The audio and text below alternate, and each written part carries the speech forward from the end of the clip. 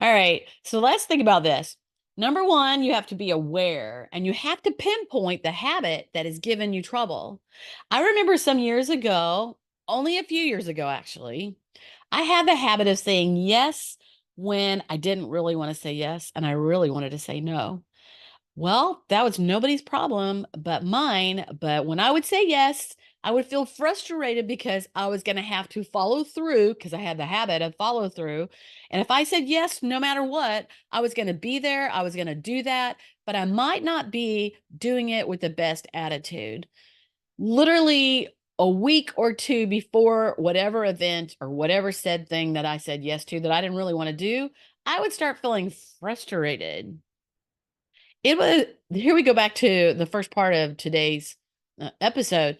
I would start becoming frustrated. It would start to drain my energy because I started to feel negative energy because I said yes and I didn't want to do whatever it was. But here's the catch on that. If I said no, I felt guilty for saying no. So now there's no good answer to this. If I say yes, I'm going to have drained energy and feel frustrated because I didn't want to do that. And if I said no, then I felt all guilty about it. There goes that self-sabotage that nobody else made me feel guilty about it. I made myself feel guilty about it.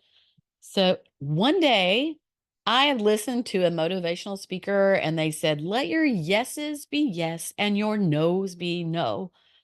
And that day, I heard that before. I heard that many times before, but that day it hit me. Let my yeses be yes and my no's be no. And that would mean that every time I said yes, it was because, yes, I want to do that. Yes, I want to help you with that. Yes, I'll serve and do that. Yes. And I would be happy with my yes because I said yes because I wanted to do whatever that was. And I decided that when I said no, I'm not going to feel guilty about it. I'm going to say no and I'm going to let it go.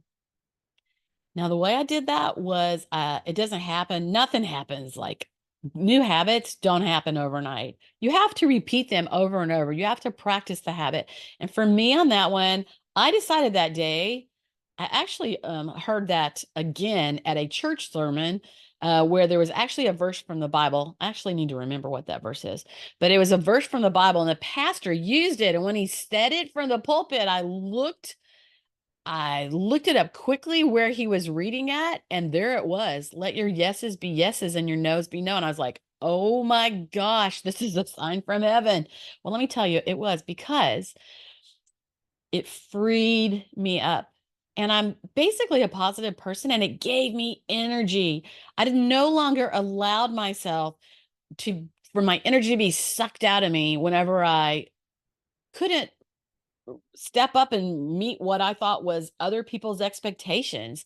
So I started repeating to myself every day, let my yeses be yes and my nos be no. Let my yeses be yes and my nos be no. This is your nugget today. Somebody needs to hear this. And I repeated it every day. Every time I would think about it, I would repeat it. I would repeat it and I would repeat it until suddenly one day I wasn't. But guess what? It had become a habit. And now I had learned to change something up that was literally sucking the life and the energy and the joy from me. Such a simple thing. One simple little habit. Let your yeses be yes and your nos be no. And I had started to implement that. And if I said yes, I was like, yeah, I'll do that. Glad to do it. I'll look forward to it.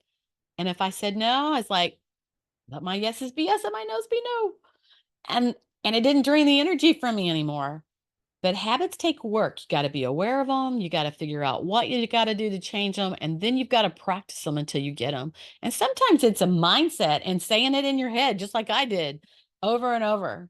All right. So that's awareness. So, first, if you want to make a change, you have to be aware of it. Second, you have to identify what's causing the negative thoughts and actions. It might be a bad habit. It might be that you're exhausted and you just have no energy to give, and that causes the problem. Um, so identify what's causing the negative thoughts or actions because you're aware of it. Now you're identifying what's causing them. Number three, focus on eliminating that negative thinking. Focus on eliminating that negative thinking. How is that? Remember, you got to replace it with something good. Listen to something good, read something good, be with a good talking, positive friend. You got to replace it. Four, clarify and start right thinking. Listen to motivational speakers.